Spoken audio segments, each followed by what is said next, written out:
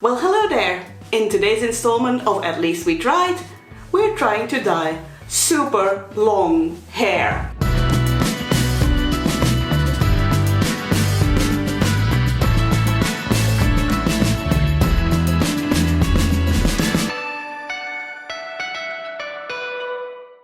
It's high time that I dye my hair again. It's going quite dull, I like it a bit brighter, and a couple of weeks ago I asked on my Instagram account if anybody would be interested to see how somebody dyes their own hair, which is beyond knee length. And the answer was a resounding yes.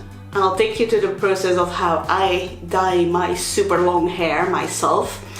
I'm not saying this is the best way to do it. I'm sure some hair experts might cringe at what I'm about to do, but hey, it works for me. And if it helps you get some tips on how to dye your super long hair, well, stay tuned, because here we go. Here are some of the items you will need. Hair dye. I like to use one of those mixing bowls and brushes. Petroleum jelly. Then some gloves. You will need gloves. Comb or two, whichever ones you find most comfortable. A dark towel. A tangle teaser or whichever kind of brush you like to use to untangle your hair, and finally some cling film. You could also use a plastic hair cap, but I kind of like using the cling film. I just thought I'd show you how long my hair actually is. It goes like all the way down. First step is wash your hair. Here we are, hair washed and parted down the middle, which I hear is a trendy way to do it now, but honestly I'm just gonna stick to my side part because I feel way more safe with that. But for dyeing my hair, I'll part it in the middle. I have also made sure I comb through it so that the worst of the tangles are out, because that's gonna be important. First thing I do now is the petroleum jelly. Liberally applied around the hairline, by the ears. Next up, hair dye.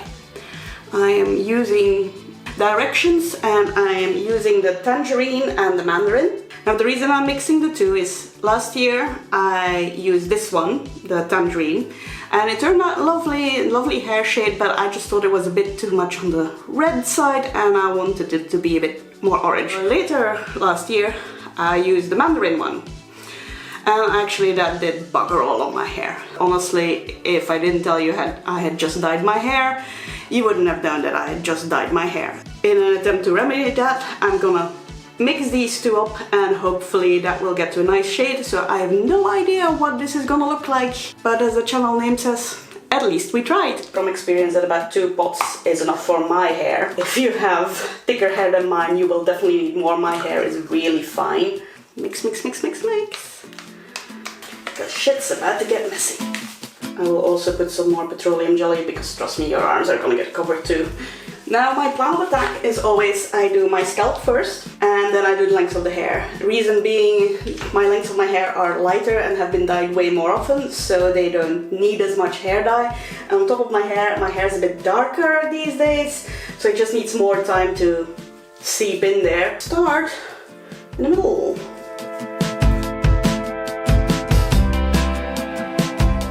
All the way down to the bottom. I've never seen what I do at the back of my hand. It's always like just figuring it out really as I go along, like kind of feel where's the end of my head.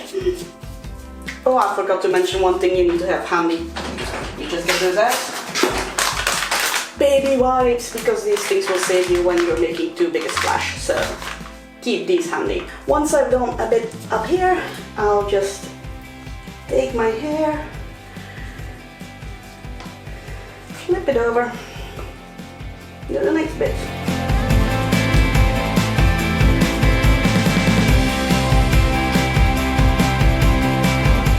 This won't do any damage.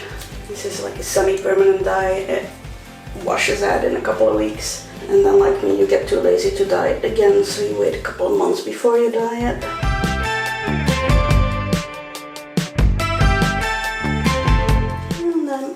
Go back to your middle part. Look at my hair. Oh, this doesn't always happen so badly. The other side.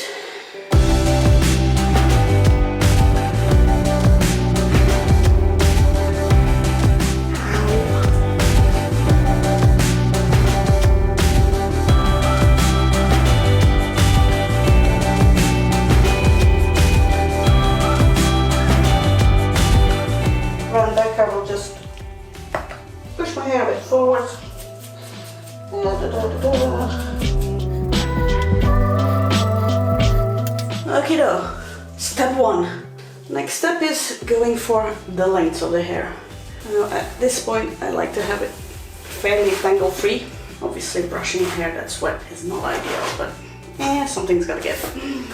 Okay, next step is that I will take tresses of my hair and then I will use a brush and just do that and work my way down. And then when I get to the end, because my hair tapers at the end, it's what they call fairy tale ends, I just scrunch it up, put a bit of hair dye, give it up. There we go. Give it a bit of a twist, and then I put that to this side and onto the next bit.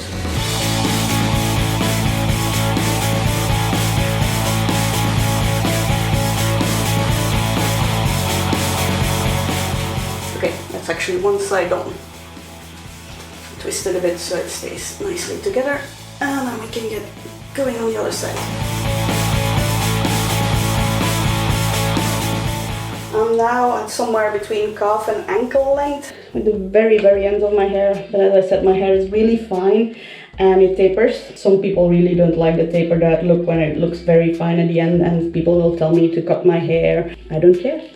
I really don't give a shit about what you tell me to do with my hair.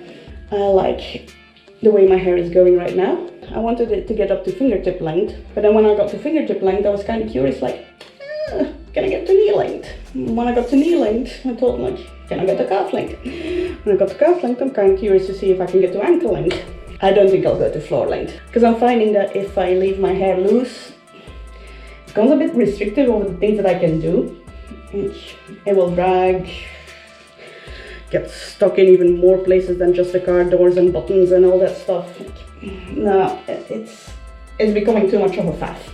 I'm kind of now thinking, let's see if it goes to ankle, and when it gets to ankle, I'll start leveling it out so that it becomes more of a straight or a V. Part of me that's thinking that once I reach the age of 50, I will cut it back to about fingertip length or classic and start to have fun with lots of colors with my hair. Properly bleach my hair and go for the rainbow hair and mermaid hair and green hair and blue hair. Not sure if I'll do it, if I'll have the guts to do it. I think that might be fun. 50-year-old with rainbow hair. That's both sides. I'm just gonna keep lathering it on. Especially around the back, because I always fear I'm not doing the back quite right. So I just like keep going in between there, like, let's see, just until it's finished. And at this point I'll just also like get in there with my fingers a bit more.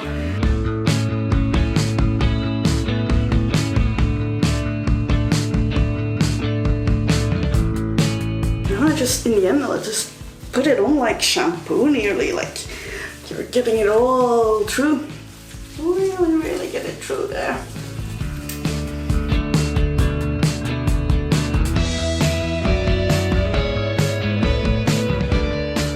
That's about all there is.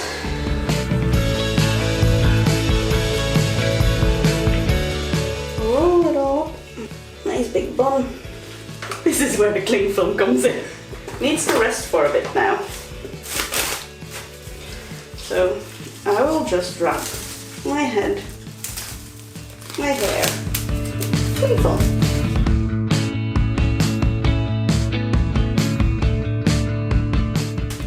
Everything's wrapped up. I'll clean out my neck.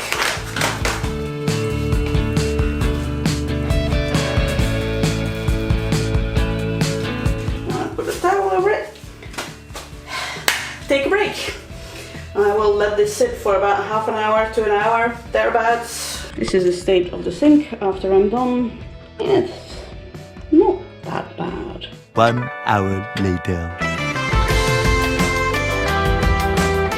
It's looking pretty orangey. Let's hope it works out this time and it's actually a nice color. I'll pop in the shower now and I'll see you back when it's nice and dry. Before I reveal the results of this hair dye experiment, I'd like to invite you over to come have a look on my Instagram, where I did a 100 days lockdown hairstyle challenge. And then I did another hairstyle challenge for 24 days during Advent. If you want to see some different hairstyles for people with really long hair, I say go check me out on @tangledhistorian.